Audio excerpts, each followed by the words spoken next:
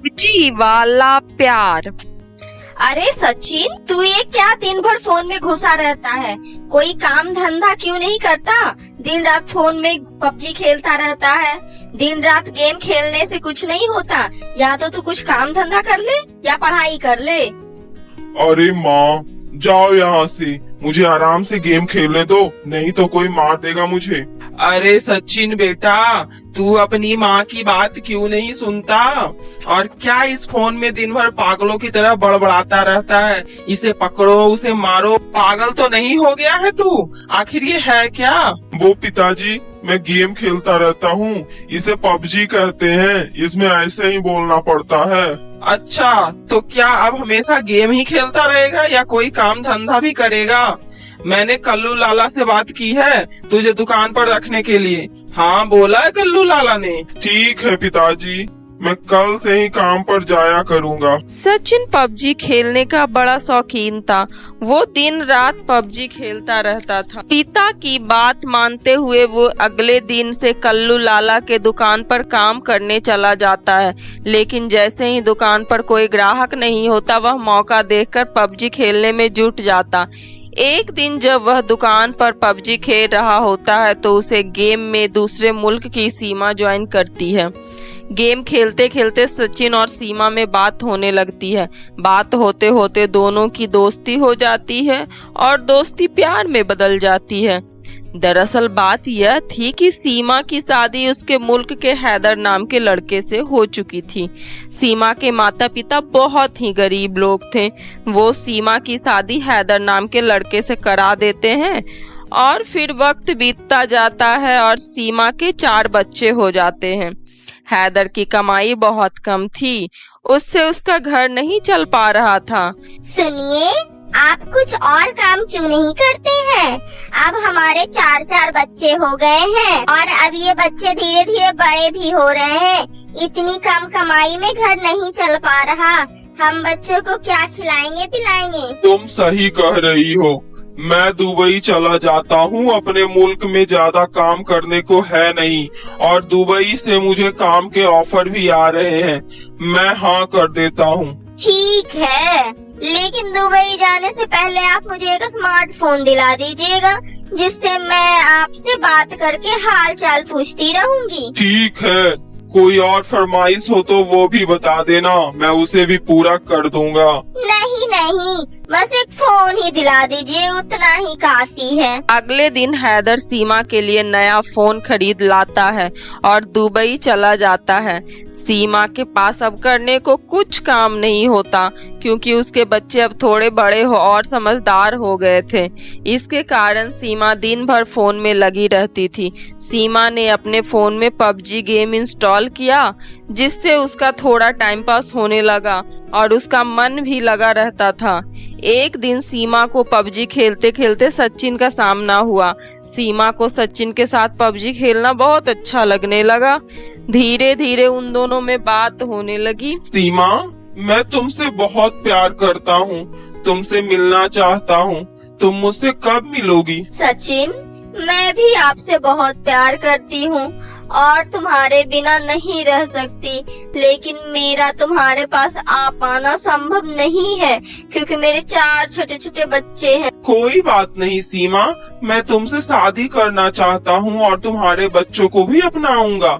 बस अब तुम किसी तरह से मेरे पास आ जाओ। 4 बच्चों की माँ होते हुए भी सीमा और सचिन एक दूसरे से इतना प्यार करने लगे कि और अब वो ये दोनों एक दूसरे से अलग नहीं रह पा रहे थे। लेकिन दूसरे मुल्क से सीमा का सचिन के पास 4 बच्चों को लेकर आना सीमा के लिए उतना भी आसान नहीं था। वह सचिन के पास आने के लिए वीजा का इंतजाम में लग गई और बहुत कोशिश करने के बाद भी उसे वीजा नहीं मिला। सचिन, मैं तुम्हारे पास कैसे आऊँ? मुझे वहाँ का वीजा नहीं मिल पा रहा। सचिन, मैं क्या करूँ? मैं तुमसे अब और अलग नहीं रह सकती। तुम ही बताओ, मैं क्या करूँ? तुम रुको, मैं इंटरनेट पर देखकर कोई ना कोई आइडिया निकालता हूँ। सचिन इंटरनेट पर सर्च करता है और फिर उसे एक तरकीब निकलती है। सचिन सीमा को फोन लगाता है और कहता है, सीमा, तुम नेपाल क्यों नहीं आ जाती? नेपाल का वीजा तो तुम्हें बहुत ही आसानी से मिल जाएगा और मैं भी नेपाल पहुंच जाऊंगा। कुछ दिनों बाद सीमा को नेपाल का वीजा मिल जाता है और सीमा नेपाल पहुंचती है, जहां सचिन भी सीमा से मिलने के लिए नेपाल पहुंच जाता है। तुम्हें कितनी कठिनाई का सामना करना पड़ा मुझसे मिलने के लिए। तुम ठीक से तो आ गई ना? हाँ सचिन, परेशानी तो बहुत हुई, लेकिन तुम्हें देखकर मेरी सारी परेशानी दूर हो गई। तुम्हारे प्यार में बहुत ताकत है सचिन, जो मुझे तुमसे मिला रही है। कहते हैं ना, किसी भी चीज को पूरी शिद्दत से चाहो तो उसे पूरी कायनात मिलाती है। सीमा, अब हम दोनों को एक दूसरे से शादी कर लेनी चाहिए। क्या तुम तैयार हो? हाँ सचिन, अब हमें देर नहीं करनी चाहिए। सचिन और सीमा नेपाल में ही शादी कर लेते हैं। कुछ दिन नेपाल में साथ घूमने फिरने के बाद सचिन कहता है, सीमा, अब तुम्हें अपने बच्चों के साथ मेरे यहाँ आ जाना चाहिए। अब हमने शादी भी कर ली है। सीमा, तुम अपने मुल्क जाओ और अपने बच्चों को साथ लेकर आओ। अब हम सब साथ में रहेंगे। सीमा अपने मुल्क जाकर अपने बच्चों को लाने का इंतजाम करने लगती है। सीमा अपना घर बेच देती है और उससे जो पैसे आते हैं उन पैसों और अपने बच्चों को लेकर सचिन के पास आ जाती है। कौन हो तुम? मम्मी जी, मैं आपकी बहू हूँ। मैंने और सचिन ने शादी कर ली है और आप इन चारों की दादी हैं। इतनी जल्दी 4 बच्चे? फिर सचिन अपनी माँ को सारी सच्चाई बताता है। सचिन की माँ गुस्से में सीमा और सचिन और उसके 4 बच्चों को घर से निकाल देती है। फिर सचिन अपनी बीवी और बच्चों को लेकर किराए के मकान में रहने लगता है। एक दिन सीमा का छोटा लड़का बाहर खेल रहा होता है। तभी मकान मालिक सीमा के छोटे लड़के से बात करने लगता है। बेटा, तुम्हारा क्या नाम है? अंकल, मेरा नाम सलमान है।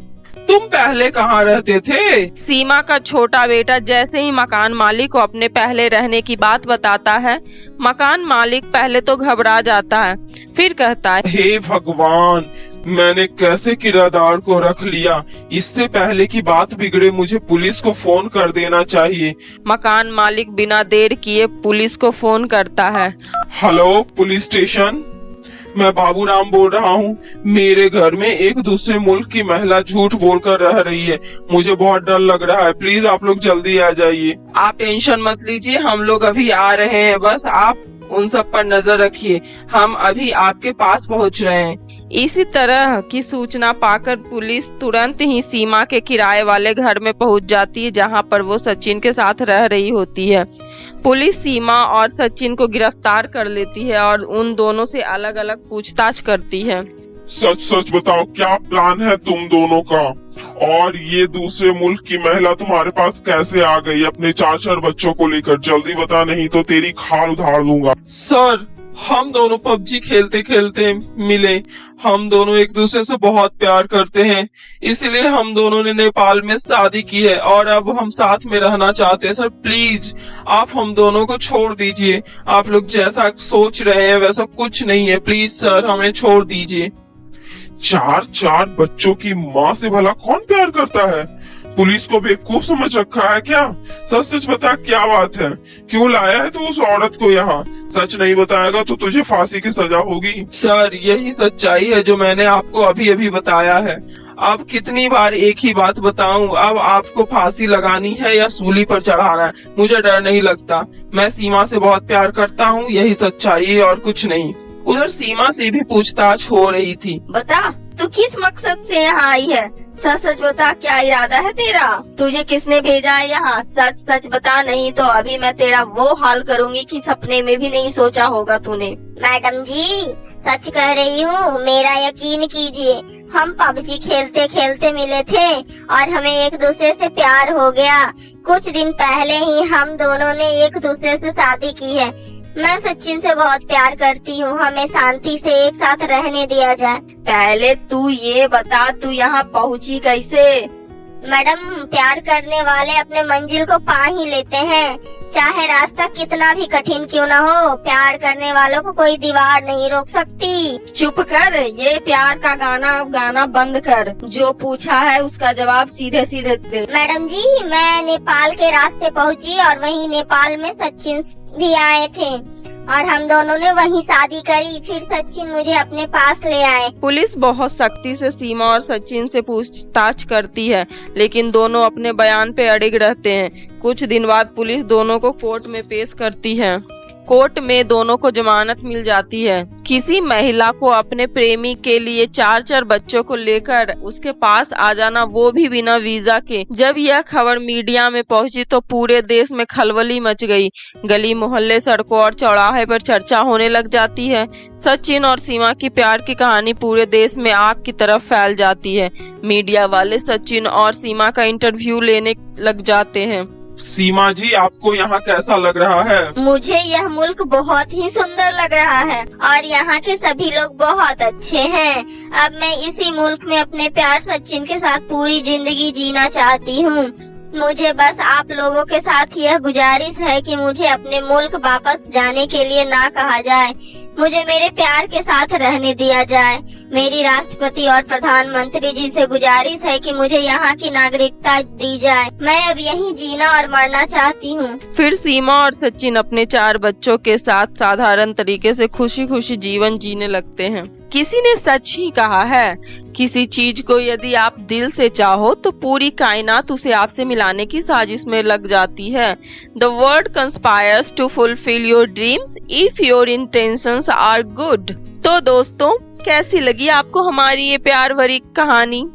कमेंट में जरूर बताएं और हमारे चैनल को लाइक, शेयर एंड सब्सक्राइब करना बिल्कुल ना भूलें, ताकि आने वाली ऐसी मजेदार वीडियोस के नोटिफिकेशन आप तक सबसे पहले पहुंचे। तब तक के लिए टेक केयर, बाय बाय।